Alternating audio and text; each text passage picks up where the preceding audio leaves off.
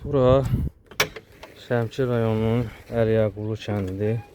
Burada Sakata şirkətinə məxsus olan Şəmkir Aqronun təqdim etdiyi qırmızı pomidor çeşidi Panda F1 çeşidi əkilibdir. Bugünkü çəkilişimiz 28-i 4-cü ay 2025-ci il.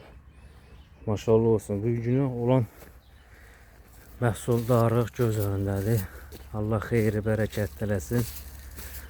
Çox gözəl, bax, bandamların hamısı eyni kalibirdədir. Maşallah, bax, məhsuldarlıq da göz önündədir.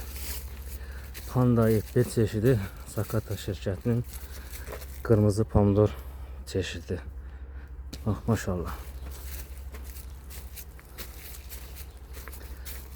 Rəng almağı mükəmməl. Çatlaması yox.